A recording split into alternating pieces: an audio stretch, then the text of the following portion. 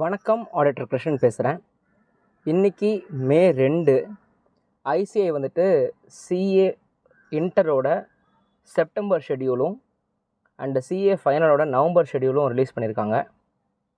So September 1 CA இன்டருக்கு exams ஆரம்பிக்குது and CA ஃபைனலுக்கு நவம்பர் 2 எக்ஸாம்ஸ் ஆரம்பிக்குது. ஸோ செப்டம்பருக்கு இன்டருக்கு ரெடி ஆகிற பசங்க அட்லீஸ்ட் 1.5 to 2 monthsக்கு முன்னாடி போர்ஷன்ஸ் முடிக்கிற மாதிரி பார்த்துக்கோங்க. So by July you should complete the portions. அப்படின்னா ஜூலை 1 நீங்கள் போர்ஷன்ஸ் முடிச்சிருக்கணும். ஃபஸ்ட்டு ஒரு ஃபுல் போர்ஷன்ஸை ஜூலை 1 முடிக்கிற மாதிரி, ஜூன் 30ன்னு வச்சுக்கோங்களேன்.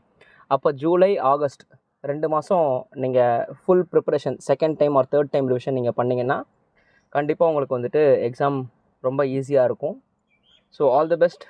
ஸோ இன்னும் ஸ்பீடாக படிங்க, இன்னும் ஸ்பீடாக ப்ரிப்பேர் பண்ணி முடிங்க. All the best.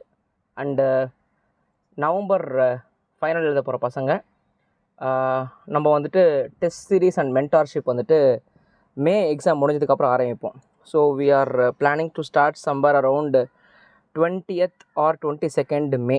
அப்போலேருந்து நம்ம ஆரம்பிப்போம். நான் மே எக்ஸாம் முடிஞ்சதுக்கப்புறம் எக்ஸாக்ட் ஷெடியூல்ஸ் எல்லாத்தையும் நான் யூடியூப்பில் போடுறேன். So that is for final test series and mentorship for the November exams. So நம்ம கம்ஃபர்டபுளாக இந்த தடவை எழுதலாம். பிகாஸ் போன தடவைலாம் ரொம்ப ஹரிபரியாக எழுதணும். இந்த தடவை வீக்லி ஒன் டெஸ்ட் 100 marks டெஸ்ட்ன்ற மாதிரி கம்ஃபர்டபுளாக எழுதுகிற மாதிரி பார்த்துக்கலாம். All the best. நன்றி.